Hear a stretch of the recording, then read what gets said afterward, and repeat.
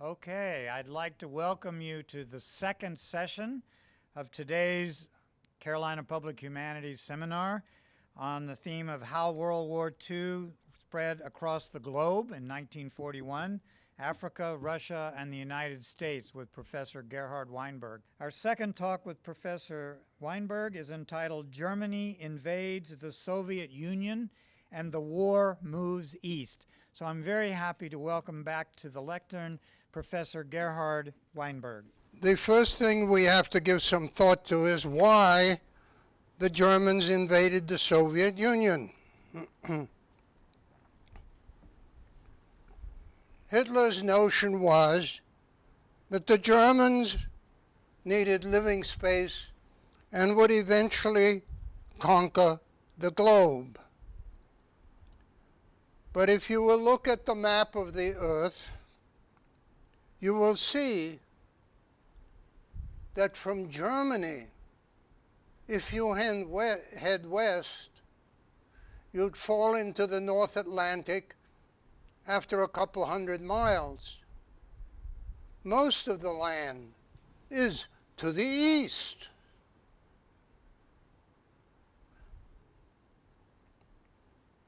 But there's a danger. Could you send the German army east across the Ural Mountains and maybe to Vladivostok on the Pacific Ocean and have British and French armies right next to your main industrial area in West Germany? One has to see this set of realities as perceived by Hitler to understand his concept of a sequence of 4 wars. The first would be to Czechoslovakia, to round out the Central German position in Europe and add to your army.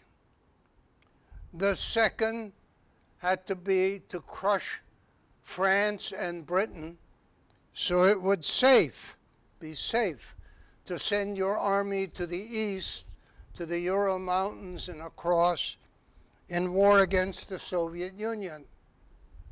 And then you could deal with the United States, number 4.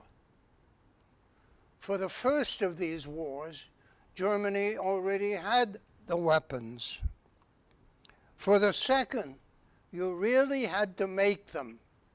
And that's what most German industry is doing in the 1930s, preparing weapons for war against England and France.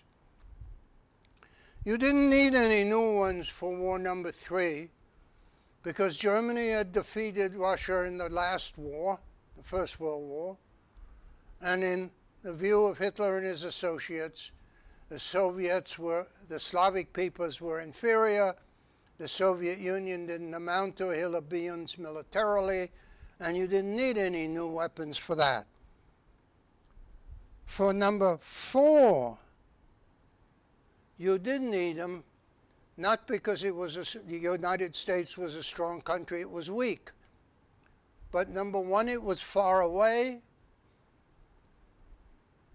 and you needed intercontinental bombers. I'll talk about that next time. And it had a big navy, and you needed warships to cope with that. And war number 3 against the Soviet Union would help you with war number 4, because the one thing you were short of for that, namely oil, you would get when you conquered the Soviet Union. In 1938, Hitler planned to start war number 1 and literally called it off, the one against Czechoslovakia, at the last minute. From his point of view, that was the biggest mistake he made in his whole career. He should have gone to war in 1938. But Neville Chamberlain had cheated him of war And nobody was going to cheat him of war number two, the one against Britain and France. And it is not a coincidence, I would suggest, that in the last days of peace in the summer of '39, the German ambassadors to England, France, and Poland are all kept in Germany. Nobody is going to cheat him of war in 1939. As war number two seems to be going well in May of 1940, the first thing Hitler does is resume construction on that Blue Water Navy for war with the United States, and he and the Army Chief of Staff plan to invade the Soviet Union still in the fall, in September of 1940. But they don't. The reason is that there are technical problems in moving so much of the German army that's just conquered France, Holland, and Belgium and driven the British off the continent. Moving those to the east for an invasion of the Soviet Union is going to take a while. And then other preparations have to be made. So at the end of July 1940, Hitler very reluctantly postpones war number three, that against the Soviet Union, to the spring of 1941. And in subsequent months, not only is planning for that war, but also is looking for allies. Now, let's see, where is the...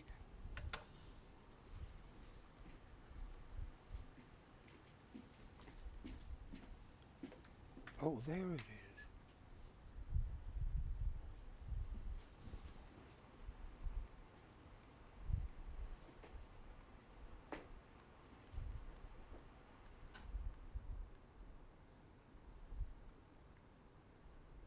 From his point of view, for the invasion of the Soviet Union, Finland and Romania, who both lost territory to the Soviet Union, would make good allies, and Italy and Hungary, if they're willing, would also be good allies. Let's look at the other side for a moment. Stalin, just as Hitler acted on his beliefs, Stalin acted on his beliefs. He thought it was great if the Germans, a capitalist country, fought against other capitalist countries. They'd weaken each other. Wonderful. And under those circumstances, he would do what he could to help his dear, dear friend Adolf Hitler. He would invade Poland and, very important, would help Germany economically. Send them lots of things, help them by shipping across Asia, the Trans-Siberian Railway, supplies from the Far East. He would provide them with a base up here for his campaign against the British and to occupy Norway. And he would provide icebreakers so that German ships, warships, could go across Siberia, down between Alaska and Siberia into the Pacific Ocean, and sink Allied merchant ships in the Pacific. Anything to help his dear friend Adolf. As the Germans planned to invade the Soviet Union, Soviet intelligence actually acquired a copy of the German invasion order, but Hitler wouldn't believe it. British intelligence turned up a good deal and provided it to the Soviets, and Stalin wouldn't believe it. The American commercial attaché in Berlin, the U.S. is still neutral, got a summary of the German invasion plan from an opponent of Hitler's, passed it on to President Roosevelt, who had Undersecretary of State Sumner Welles give it to the Soviet ambassador in Washington, who sent it to Stalin, who tossed it in the wastebasket as a provocation. In other words, Stalin simply would not believe that with Britain still in the war in the spring and summer of 1941, that the Germans would open a new front in the East.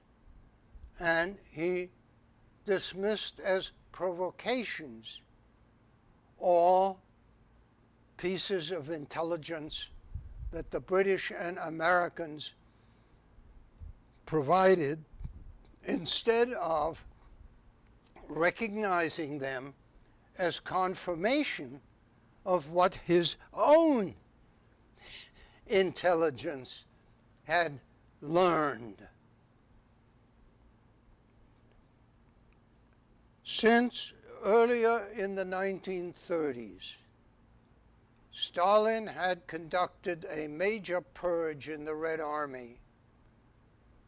It was not particularly well prepared for what now happens in the summer of 1941 when the Germans attack.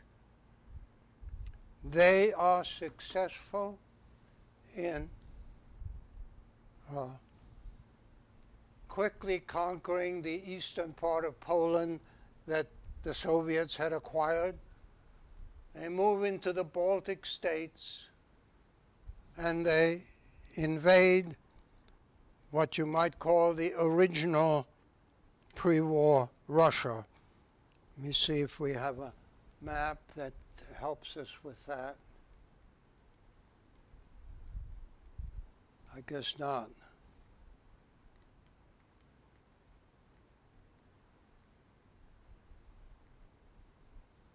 There. The Germans head east. There are Allied armies alongside the Germans, an Italian army, a Romanian army, a Hungarian army, Finnish army. And in the early stages of the fighting,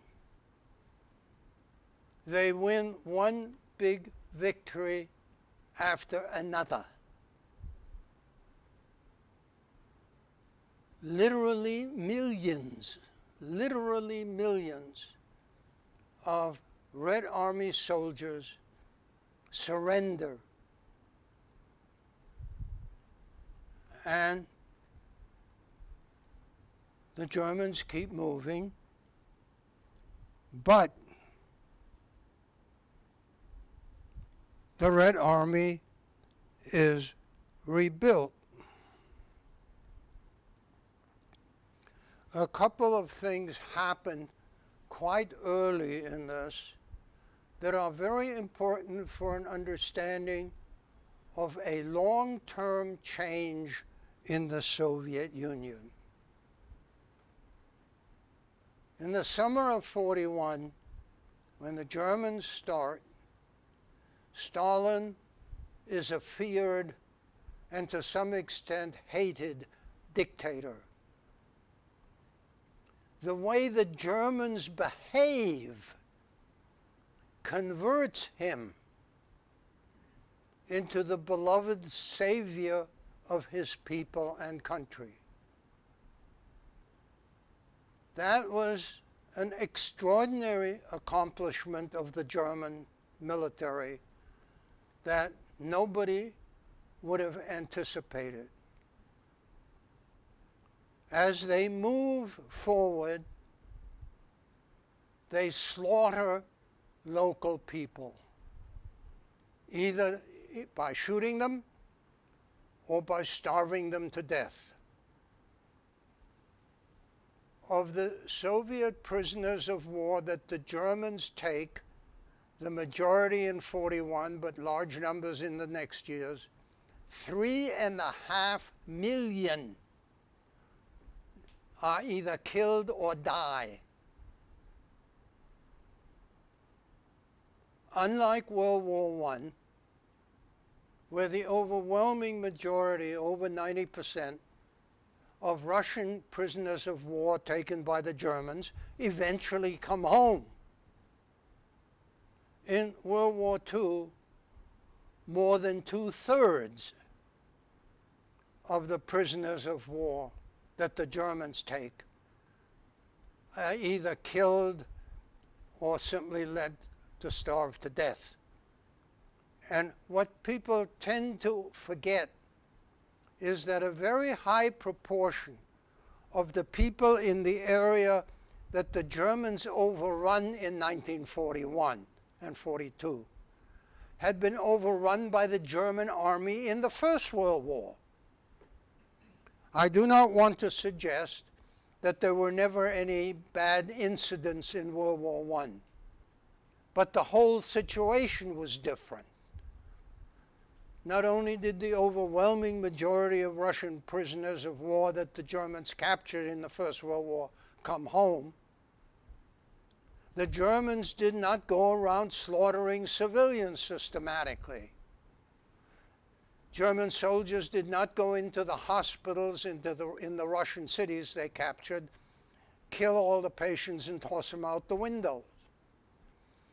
The people, in other words, in the areas that the Germans were occupying, experienced a military that operated fundamentally differently from the way the German military had operated not that long earlier when they were in the same areas.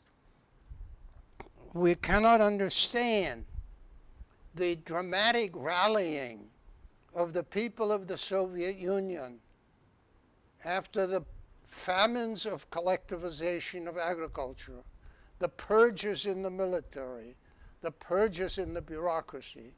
They're rallying to the regime unless we keep in mind that they're facing very clearly and obviously to everybody in the country, either directly or by word of mouth, an entirely different situation from the situation which they faced in the First World War, when the regime, the Tsarist regime, was unpopular, as Stalin was unpopular. What the most recent analyses of the campaign in the East by David Glantz and David Style, I think, show very clearly is that in a way, the early victories of the Germans in June, July, August are misleading to the many observers.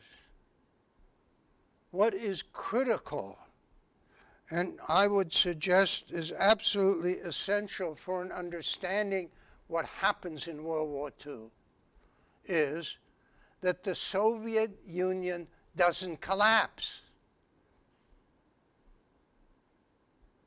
The victories are in a way much bigger in the technical military sense than the victories the Germans had won over the French and British in the West in 1940.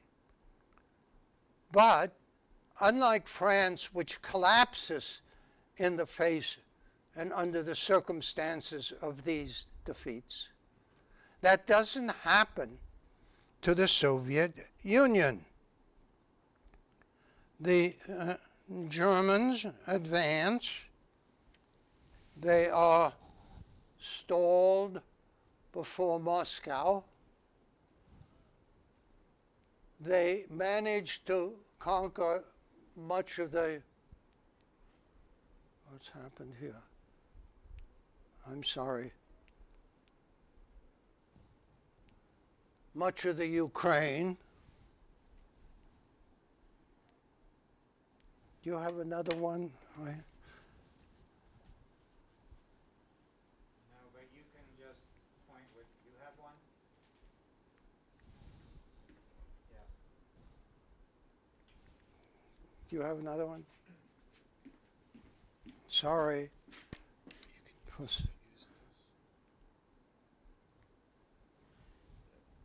Okay, thank you. You're welcome. They conquer this whole area here. They have advanced all the way to Leningrad. But over a period of time, what happened there? Oh, there you go. They Next one. are stalled in the winter of 1941. The situation on the Eastern Front is, to put it politely, a very difficult one for the Germans. They are stalled before Moscow. They are stalled before Leningrad. And their efforts to get around this lead to defeats. At Tikhvin, north of Leningrad, the Germans are halted and driven back. At the other end, at Rostov, the local German forces are not just halted, but driven back. And in the middle, the Germans suffer a catastrophic defeat because the Soviets now realize that Japan is not about to attack them. It's about to attack the United States. And therefore, it is safe for the Russians to move substantial forces that have been ready to defend Siberia against the Japanese, move these to Europe, and launch a counter-offensive to drive the Germans first from Moscow back, and then at the two ends to drive them back. If Stalin had concentrated exclusively on the Central Front, it is entirely possible that the German army would have collapsed. But he makes what at least some people consider is a mistake by insisting on offensives at all parts of the Eastern Front. And while that holds and drives back the Germans, they are able to dig in and hold. The German military leaders both at the time and in their memoirs, have a tendency to blame this, their failure to win, on Stalin and Hitler. Stalin, according to them, controlled the weather. If you read German military members, you will realize that they thought it rained and snowed only on the German side of the front. It never occurred beforehand or afterwards to most German military that they have a winter in Russia every year. And curiously enough, it rains and snows on everybody. Furthermore, there was one area in which the vast majority of Germany's military leaders were deficient. They never had any sense of the distances involved.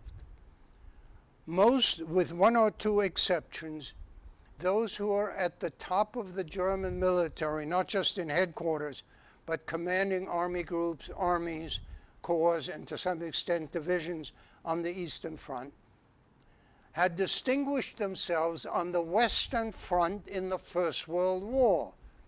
They had risen to the rank of major, lieutenant colonel, colonel in the First World War, and thereafter risen to higher position. They were accustomed to distances in what they called meters and we would call yards, and kilometers instead of miles, but the distances in the Soviet Union were completely out of any comparison to distances in the West. There was furthermore another issue which generally tends to be overlooked. In their newsreels, both the Germans and the Soviets were careful not to show too much of their dependence on horses. The German World War II Army used over 3 million horses. There were 600,000 when they invaded the Soviet Union in June 41. What that meant much of the time in the winter and when the ground was wet from rain was that you had to double harness. When you're advancing, that's not a big problem. You double harness your wagons, your munitions carts, your ambulances, much of your artillery, and then you take all the horses back and haul the other half. But when you're retreating, if you have to double harness, it means in effect you either have to destroy yourself or risk losing to the enemy half of your equipment. In that part of the issue, the very high part of the German military really had no sense of what was likely to happen. And Hitler's insistence on containing retreats whenever possible, especially in the winter of 1941-42, was in fact, under the circumstances, the right thing, because the Germans could not afford, under the circumstances of the time, to lose the enormous quantities of equipment that they would either have to abandon and risk having taken by their enemies, or destroy themselves when they could not double harness and haul the equipment back.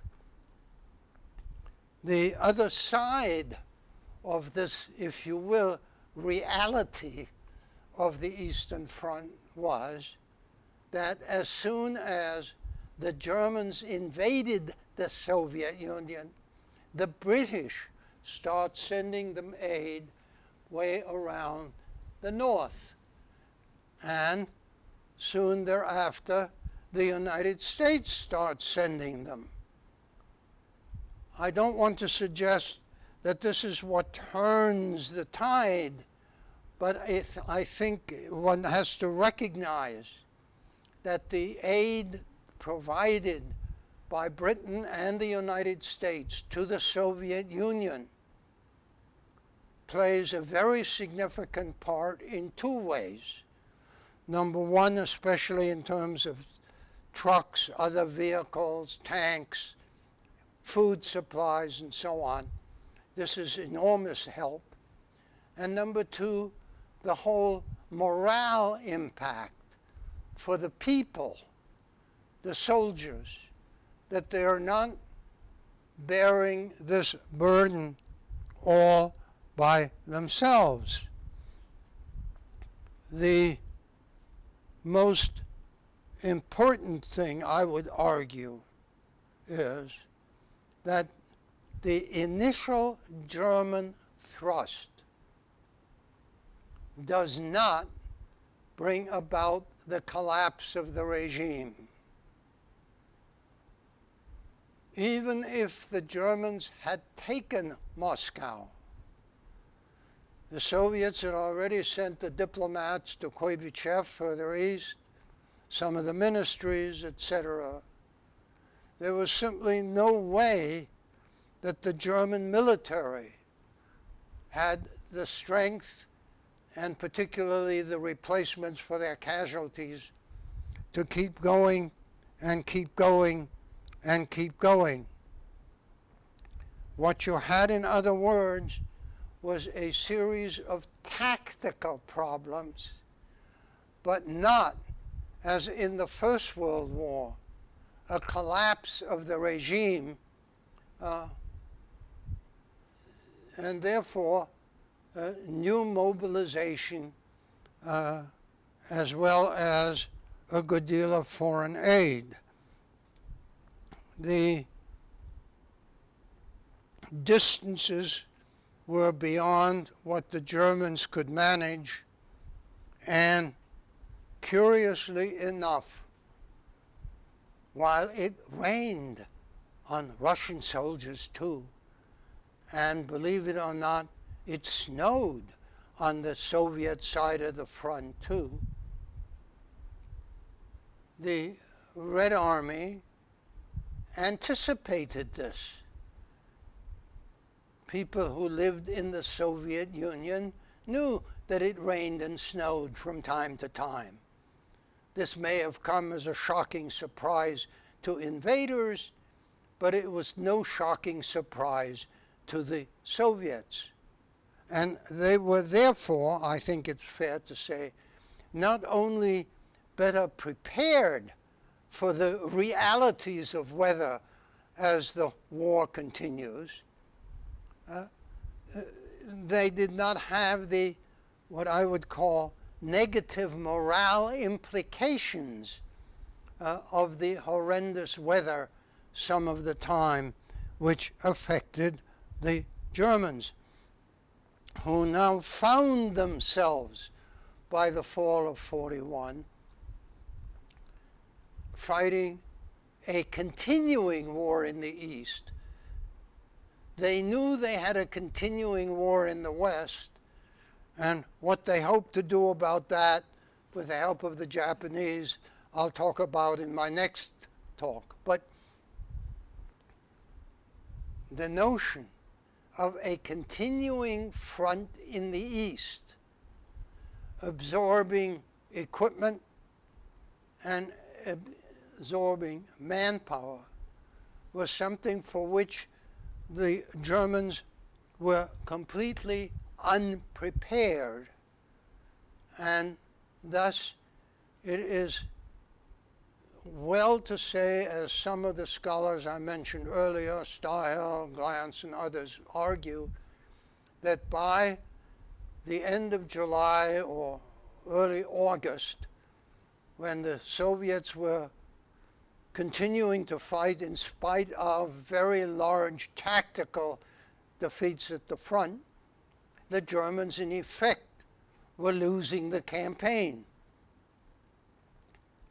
There is another aspect of the campaign in the East beyond the immediate military that I have to talk about because of the relationship of this campaign to the Holocaust.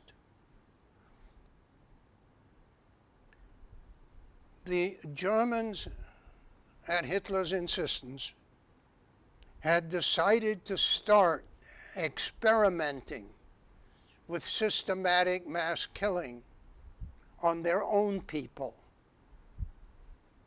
In 1939, they started killing, by government order, defective-born children, disabled elderly people, terribly wounded World War I veterans, and others. We see this all backwards chronologically. From the German point of view, please remember, it's forwards. How do you define the category to be killed? How do you collect those to be killed?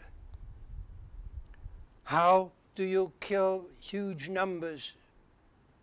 How do you dispose of corpses in huge numbers? And very important, how do you recruit people who will kill others all day long, except for lunch break, 6 days a week?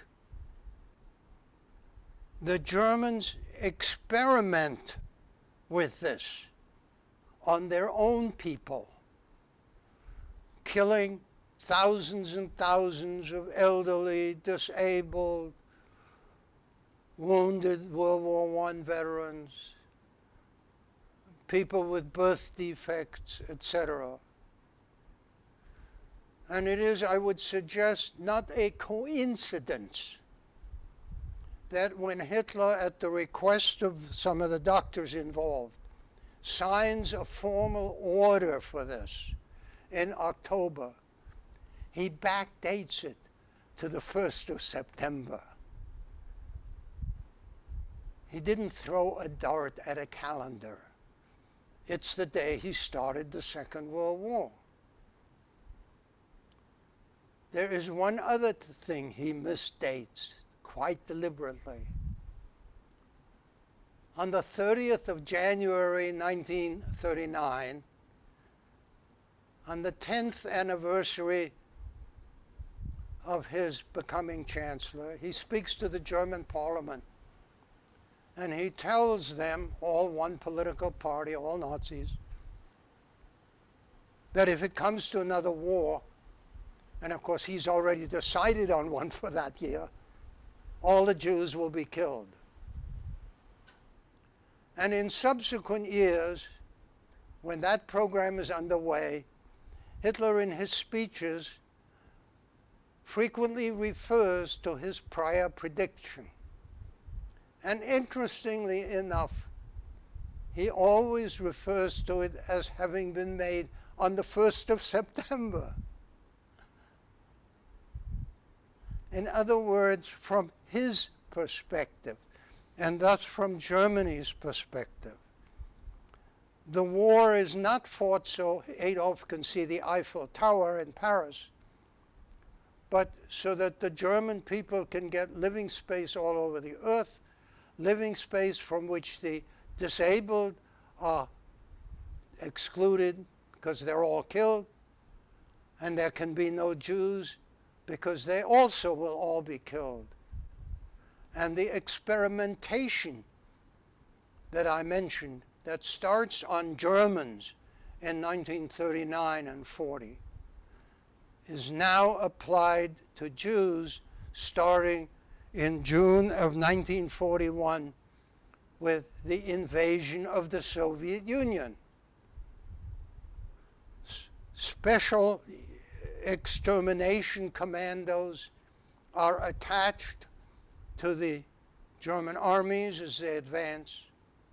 And Hitler discovers very quickly that the German military leadership has no objection to this systematic slaughter of Jewish civilians any more than almost any of them object to the slaughter and dying of Soviet military prisoners of war. It is under these circumstances that in July of 41, he decides that this program of systematic killing will be extended to all of Europe. And as it goes forward in November, when he talks to the pro-Nazi leader of the Arab nationalist movement, it will be extended to the whole world. All will be killed in the Middle East, to be sure, but in the rest of the world. There will be times when this program interferes a bit with military operations. And that, at least at the time, gives German military leaders some sense of the priorities of the regime. In the winter of 1941-42, as the German army is forced to retreat and then it does halt, German soldiers are losing limbs, literally the phrasing, and some of them are freezing to death. But this happens to be the time when Hitler has decided that Jews out of Central Europe, Germany and other parts of Central Europe, are to be sent east to be killed. Curiously enough, the same train carrying German Jews east to be killed in new killing centers that are being developed cannot carry winter clothes, coats and stuff for the German military. And there are in correspondence and diaries of some top-level German commanders some comments on this issue, that trains can go on the same tracks in the same direction, but they can't carry both equipment and winter clothes for the troops and Jews who are to be slaughtered when they are unloaded in the east. There will be other instances where the priorities show, but I mention these things because we need to see the war as not simply a tactical set of military operations, not only a set of strategic operations, but the war is also being waged for demographic purposes. When Soviet soldiers cut off, do not surrender, but join in a local partisan movement, the Germans use this as a good excuse for what are called anti-partisan operations. But with literally one or two exceptions, these anti-partisan operations are slaughter operations. And in the majority of cases, the partisans get word and escape further into the woods to be active thereafter, while the German units which are advancing against them, security divisions, police divisions and divisions from the front that have been brought to the rear, simply slaughter everybody, men, women, and children, in the communities through which they pass. It is interesting to me that in the history of some of the German divisions written in the more recent past, the same division will move through a particular area, and the soldiers of one regiment in the division kill all people, from babies to the oldest.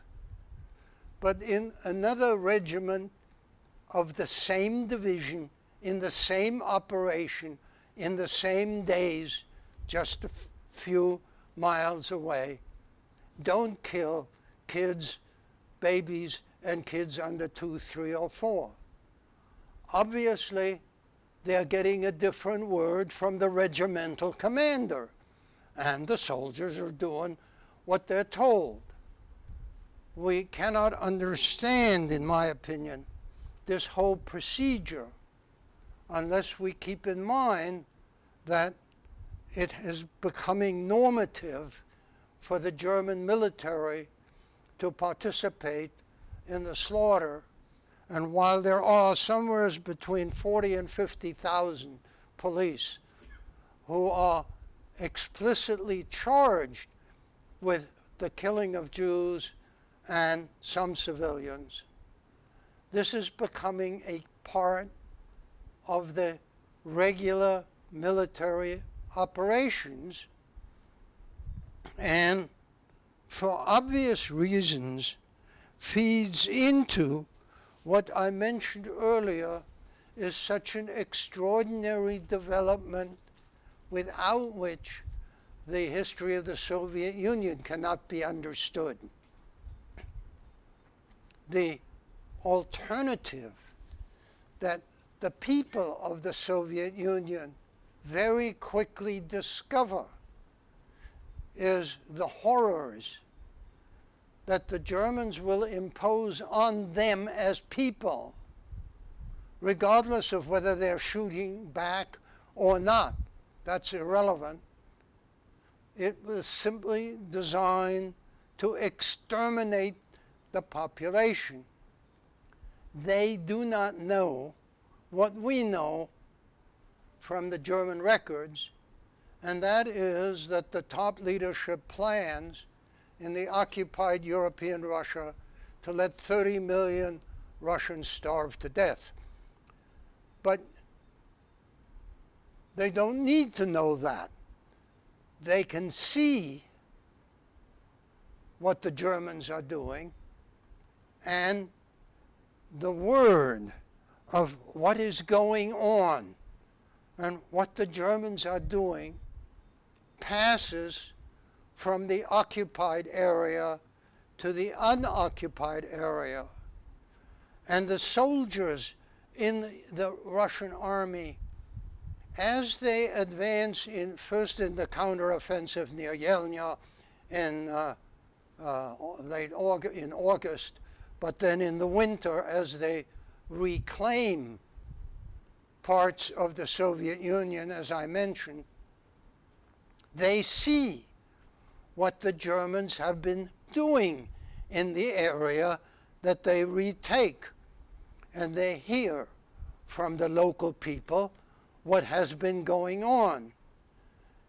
Under those circumstances, in other words, the whole pattern of behavior of the Germans gets to be known throughout the Soviet Union.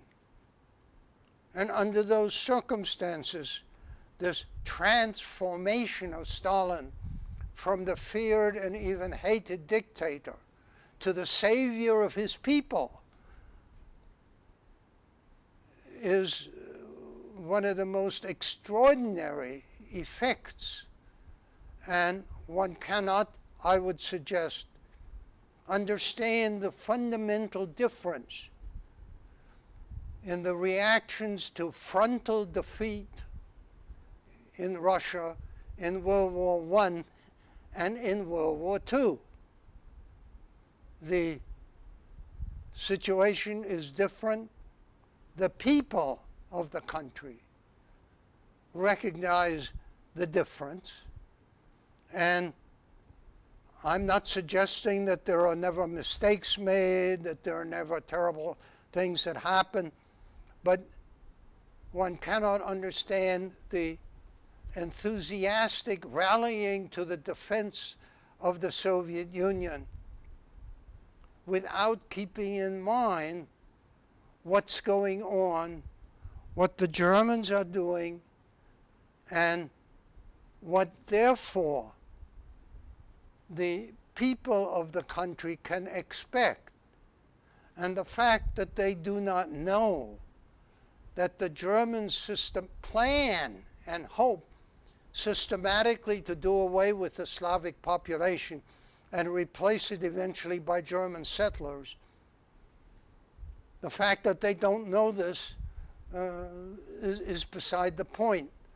They can tell enough of the horrors that they face and the terrible behavior of the Germans and the fundamental difference between this army and the German army that invaded Russia and occupied large parts of it between 1914 and 18, that therefore under these circumstances they all had better rally to the regime and do what they possibly can to defeat the Germans. That's something that already the 1941 part of the fighting shows to the conviction of the people in the country. Thank you. Okay, thank you very much, Gerhard. And I'm going to start asking some questions here. And we have a series of questions that have already come in, so I'm going to begin. Yeah, louder, please. I'm going to begin with the first question. Yes. Someone asks, ideologically, Hitler and Stalin were opposite. Did they truly think they could be allied, or were they just trying to outfox each other? In other words, how could this alliance have survived? I think one has to distinguish between the two. Hitler never expected his agreement with the Soviet Union to last. He was preparing for war with the Soviet Union, and he was going to do it as soon as possible. He was originally hoping to do it still in September of 1940, but for technical reasons postponed. There was never any thought on Hitler's part that a long-term agreement with the Soviets was possible. After all, the area was going to be settled by Germans, and the people there were going to be either killed or starved to death. He was not stupid enough to think that they would agree to this, quit eating and die. They would defend themselves.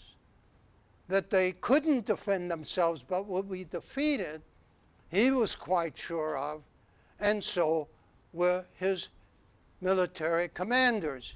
I'll just give you one example to illustrate that, and then I'll go to the Stalin side. In the period between 1917 and 1933, the Germans helped the Bolsheviks in Russia, and the Bolsheviks therefore helped them evade peace treaty terms. And the German armor commanders, like Guderian, Manstein, and others, were all trained in the Soviet Union. During the period when the Soviet Union and Germany were temporarily allied in 39-40, they invited a delegation of Russian armor experts and showed them the German armor factories. And when they went to the place where the Germans made their then biggest tank, the Mark IV, the Russians looked at it, thanked them, and asked the Germans, well, where do you make your big ones? The Germans were stupid enough not to draw the implication of this. They said truthfully, these are our big ones. It never occurred to them that the implication was that the Russians had bigger ones. They would find out the hard way in June of 1941 when they ran into the T-34 and the KV-1 and the KV-2, which were bigger. And the Germans then start building bigger ones, the Mark VI and the Mark VII, the Panther and the Tiger, and they get the first ones ready in the winter of 42-43. Getting your tanks ready in the winter of 42-43 for an invasion of June 1941 is, in my opinion, not a sign of military genius. They simply hopelessly underestimated what they were going into. Now let me turn to the Soviet side of this. As I mentioned before, just as Hitler acted on his thinking, however preposterous it was, Stalin acted on his thinking. He was, in fact, a convinced believer that capitalist countries all fought and argued with each other over markets. He really believed that the British and the Germans were fighting a war over such extraordinary things as markets in Argentina. Now, that there was some competition between British and German merchants in Argentina is undoubtedly correct. But the notion that they were fighting each other a war over this issue was simply as preposterous as Hitler's view of the inferior Slavs. But Stalin acted on his. He thought that the Soviet Union could work with these people, let them fight the other capitalist countries, the longer and the harder the better, and by helping them, since he thought that potentially the capitalist countries that Germany was fighting were potentially stronger than Germany, it was important to help the Germans so that they could fight a long, long time and therefore weaken themselves and weaken the capitalists, because what he was always worried about was that all the capitalist countries would gang up together on the Soviet Union. And the more they fought each other and weakened each other, the less likely they were to do it. And there is one aspect to this that you very rarely hear or see mentioned, but that I think is very interesting. If you read the memoirs of German military and diplomatic people in the Soviet Union during the period of the Non-Aggression Pact, it's very obvious they're always treated very kindly and friendly. If you read the memoirs of American and British military and diplomatic representatives in the Soviet Union after 41, they're not treated nicely at all. Stalin never does provide us with the base that he provided for the Germans. From the Soviet point of view, Nazi Germany was the preferable ally. That didn't mean they didn't want and try to get as much help from the British and Americans as possible, but they would never be very kindly and friendly to them. In this regard, the memoirs of personal experiences of the people from the two sides make for a very interesting comparison. Okay, thank you. I have another question. This is from Jackie Posner, one of our participants. She asks, was the Wehrmacht, the German army, given performance-enhancing drugs, the methamphetamine. I'm sorry, I'm not hearing you. Were the German soldiers given performance-enhancing drugs when they went into battle in Russia? And had they been given such drugs on the Western Front? There's a lot of talk about this, but while there were a few instances, let us say, where pilots or people in U-boat crews and a few others were apparently given some kind of drugs, there was, to the best of my knowledge, not a systematic drugging.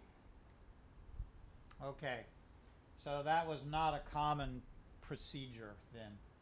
So I have another question here. This is from our friend Paul Konik, who's talking about Hitler's frustration that he couldn't go to war in 1938. Was this was Hitler's frustration related to the fact that it prevented him from stirring up German war fever in 1938? Did he have to delay the mobilization of German war fever? Well, it was in part his decision was to call off the attack and therefore the war was slightly influenced by the clear reluctance of many Germans who'd obviously lived through World War I for another war. And it's not a coincidence that he, in November, instructs the German media representatives, personally instructs them, to prepare the people for war. But it was simply his own pullback at the last moment when he could get one of the things that he wanted, which was the German population as a basis for additional divisions of his army and the end of any possible military resistance there. So that in the balance, but he was very much of the opinion thereafter, immediately thereafter, that this was the biggest mistake. And that remained his view until his suicide in 1945, that he should have gone to war in 1938. And that no one was going to cheat him of war in 1939 the way Neville Chamberlain had cheated him of war in 1938. Okay, I have two questions here related to the issue of Soviet attitudes toward the Jewish population in the Soviet Union. The question, one from Jonathan Gerhard: the Soviets were known for a certain anti-Semitism within their own society. Did this anti-Semitism contribute at first to a sympathy for the Nazis in Russia or in the Soviet Union? And were civilians in the Nazi-occupied areas willing to help the Nazis attack the Jewish communities in those areas? It was, I would suggest, a very mixed situation. Anti-Semitism, hatred of Jews, had been very much pushed by the Tsarist regime before 1914. And there was certainly a great deal of anti-Jewish hatred. But on the other hand, there were also very considerable numbers who would help to try to save Jews. It was a mixed situation. And what I think also had a significant effect on the Russian public was that it was one thing to beat up someone and maybe kill a few people, but systematic killing of all men, women, and children of a particular group looked to very large numbers of non-Jewish people in the Soviet Union as a terrible thing, and one in the background of their minds would one day be applied to them. This was somewhat different. This was not a temporary riot for a few days in which a few hundred people might be killed. This was of a different order, and therefore could be the precedent for all kinds of other horrors. So the reaction is mixed. There are collaborators, and that is particularly true for a while in the Ukraine. But there are also those who won't, and those who hide or protect individual Jews. So there were many people in the Soviet Union then who did try to save. I'm sorry, cannot hear. There were many people then in the Soviet Union who tried to help the Jews Yes. in their communities or to protect Yes. them as much as they could. Yeah. Okay, I want to move to another question. Could you say something about the wholesale removal of Russian heavy industries to the east by the Soviets after June 1941? Yes. Did this enable the Soviets to hold out against the Germans and win the final victory? There is a massive movement of industrial equipment across the Urals into the Asiatic part of Russia in 1941.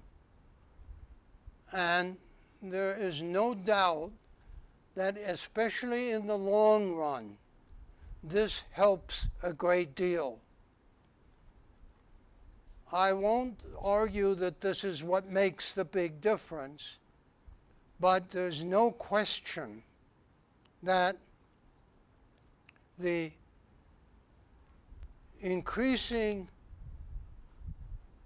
continuing outproduction of tanks, guns, planes, munitions, etc., that the Russians do over the Germans is very much assisted by the fact that, yes, they lose a lot of industry and a good deal is destroyed, but they reinforce what industry there already is near the Urals and across the Urals by the evacuation. And in terms of the eventual 1944-45 advance of the Soviet Union westward into Central Europe, there's no question that the evacuated industry and then the recaptured industry play a significant role. Okay, thank you. So here's another question. Did Germany ever seriously consider a negotiated settlement with Britain so that they could concentrate entirely on the Soviet Union? Did Hitler try to negotiate a settlement with Britain?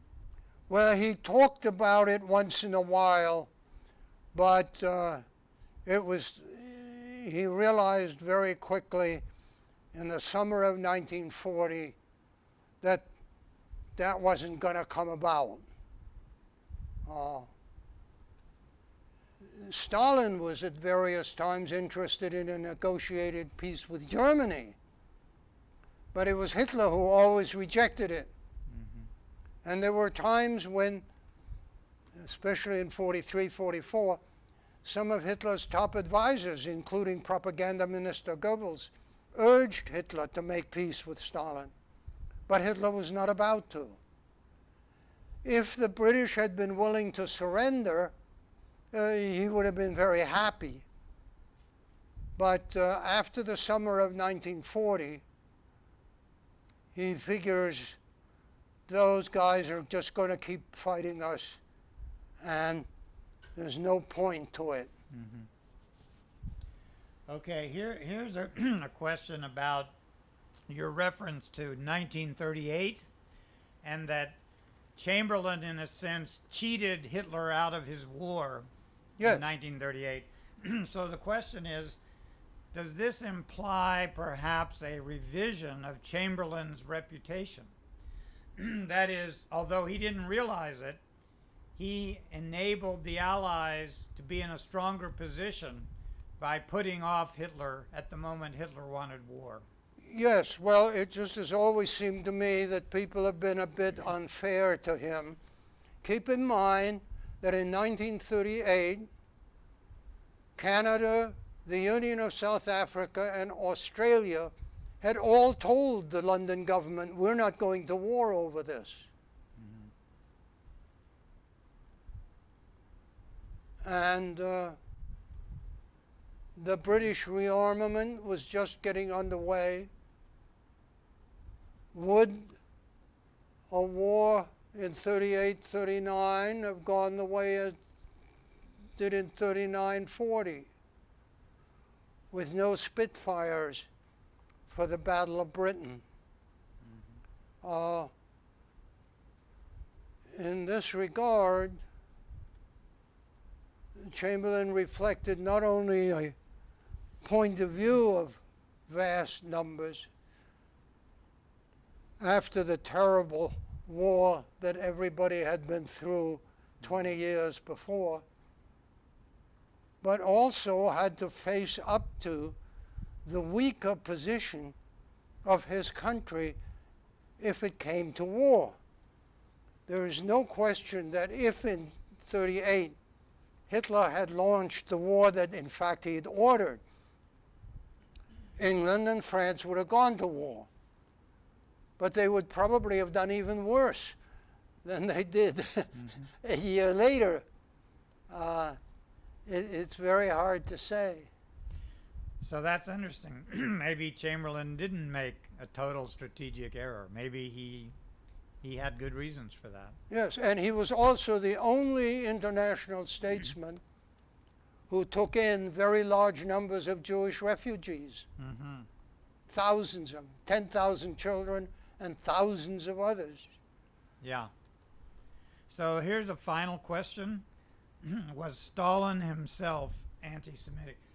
Excuse me. Was Stalin himself anti-Semitic? Stalin. Stalin himself was somewhat anti-Semitic, and in the later years after the war became increasingly so, and persecuted Jews. And there is an irony in the fact that a goodly number of the Russian Jews being persecuted by Stalin in the years between 1945 and Stalin's death in 1953 fled to Germany, of all places on earth. So we never know how history is actually going to evolve.